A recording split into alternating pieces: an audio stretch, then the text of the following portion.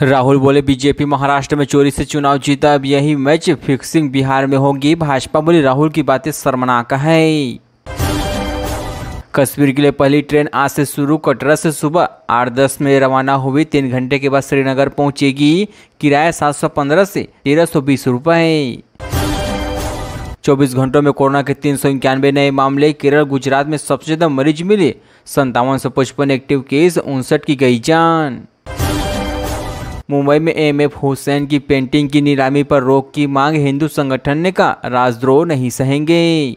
प्रसिद्ध चित्रकार एमएफ हुसैन की विवादित पेंटिंग की नीलामी का हिंदू जन जागृति संगठन विरोध करने लगे हैं। संगठन का कहना है कि हुसैन ने भारत माता का अपमानित चित्रण किया है। उद्धव राज ठाकरे के साथ आने पर शरद पवार गुट का स्टैंड। सुप्रिया सुले बोली अगर दोनों मिल जाए तो बवाल होगा। सुप्रिया सुले ठाकरे बंधुओं को संभावित गठबंधन का स्वागत किया है। उन्होंने इससे बाला साहेब ठाकरे की विरासत को आगे बढ़ाने का बयान दिया है। राज और उद्धव ठाकरे कब आएंगे साथ, संजय राउत ने दे दिया बड़ा बयान, आप तारीख फाइनल कर दीजिए। महाराष्ट्र में उद्धव और राज ठाकरे की संभावित गठबंधन की अटकलें तेज हो चुकी है। संजय राउत ने भी गठबंधन के सवाल पर शिवसेना ब्यूटिशियन प्रमुख की ही बात को दोहराया है। खत्म हुई लड़ाई, साथ आए ठाकरे भाई, बस ऐलान का इंतजार। सामने में छपी इसकी तस्वीर से मची खलबली। शिवसेना यूबीटी मुखपत्र सामने उद्धव ठाकरे और राज ठाकरे की एक साथ वाली तस्वीरें छपी हुई है, जिस पर लिखा कि महाराष्ट्र की जनता को चाहती है वो होना चाहिए। अजीत पवार बोले लाडली बहन योजना जल्दबाजी में लागू की गई। एकनाथ शिंदे बोले ये कभी नहीं होगा। महाराष्ट्र के डिप्टी सीएम एकनाथ शिंदे ने कहा कि ये योजना कभी बंद नहीं होगी। इससे पहले डिप्टी सीएम अजीत पवार ने कहा कि इसे बिना आकलन जल्दबाजी में लागू किया गया था।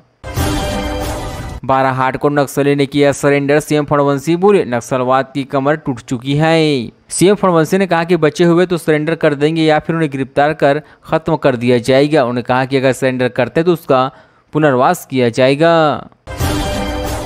बकरीद की कुर्बानी का जिक्र कर वासी पठान का बड़ा बयान, हमारे खाने पीने से नफरत क्यों। एमिन नेता वारिस पठान ने कहा कि हर किसी को अपनी चॉइस से खाने पीने का अधिकार होता है, ये संवैधानिक अधिकार है, किसी की रोक टोक नहीं कर सकते।